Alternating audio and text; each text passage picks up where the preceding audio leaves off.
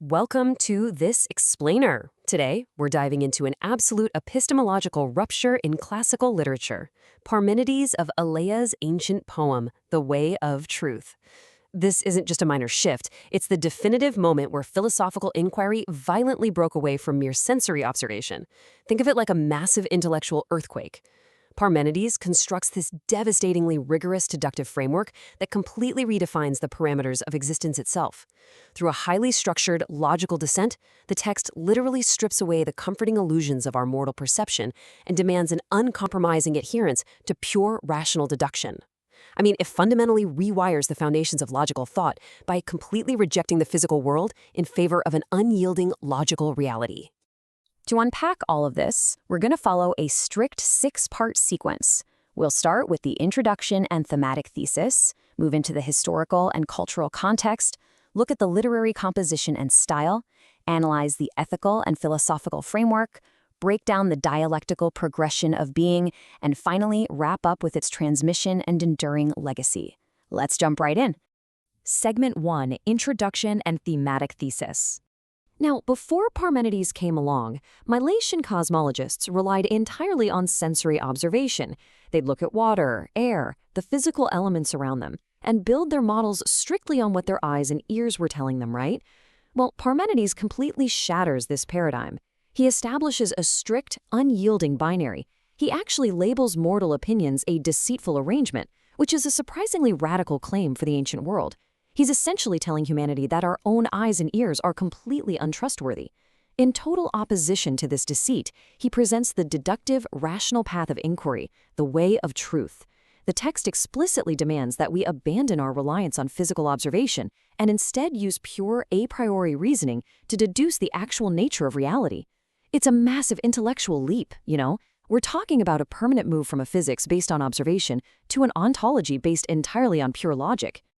Segment 2, Historical and Cultural Context. So this profound intellectual shift actually mirrors a physical migration. Back in the 6th century BCE, the Milesians completely dominated the Ionian coast. But due to mounting geopolitical pressures, we see the foundation of Elea in southern Italy late in the 6th century. And by the early 5th century BCE, boom, Parmenides delivers this massive epistemological rupture. The Eleatic school, which was founded in this brand new colonial environment, totally distances itself from that old Ionian materialism. This was a deliberate, rigorous academic rebellion responding directly to the perceived failures of prior cosmologies.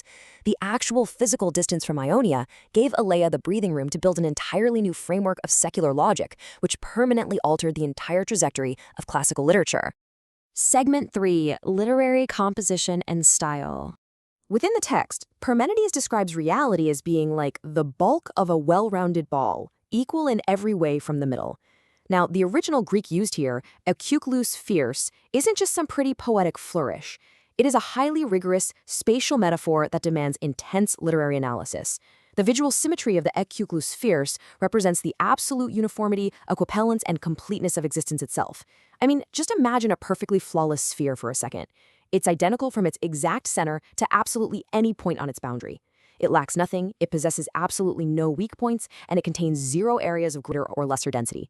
By utilizing this very specific geometric imagery, the text gives us a tangible visual anchor for an incredibly abstract concept. It literally forces us to conceptualize a reality that is perfectly balanced and finite in its absolute perfection.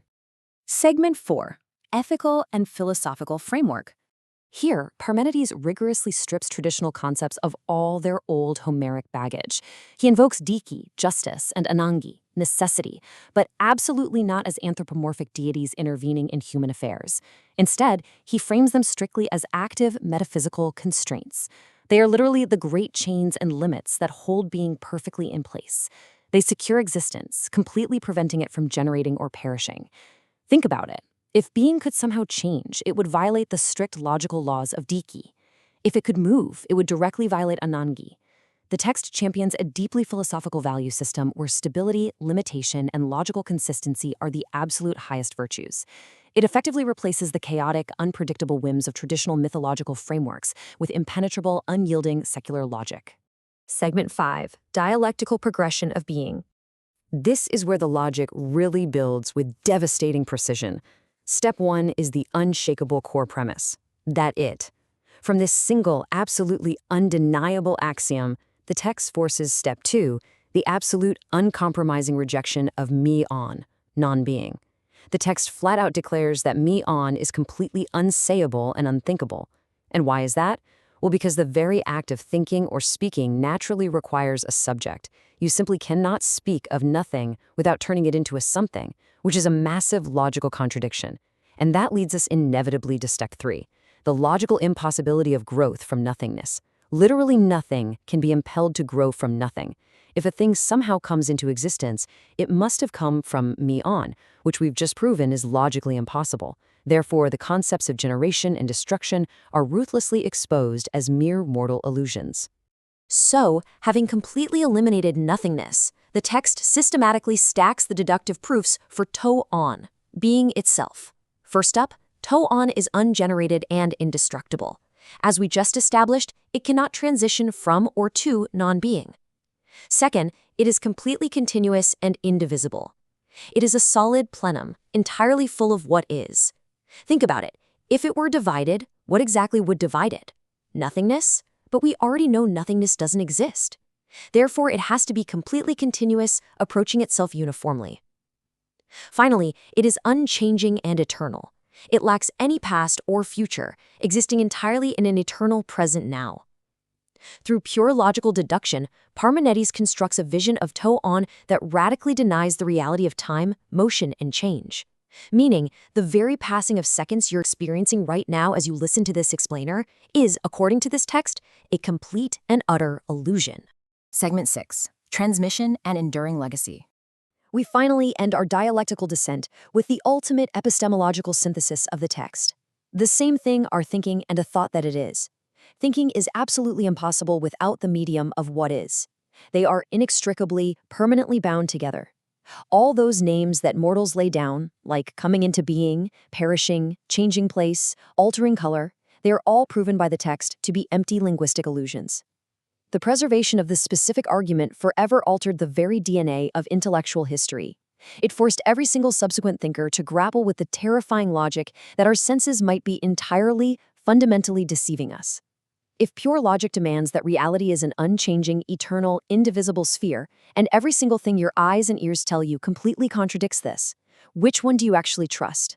Your mind or your senses?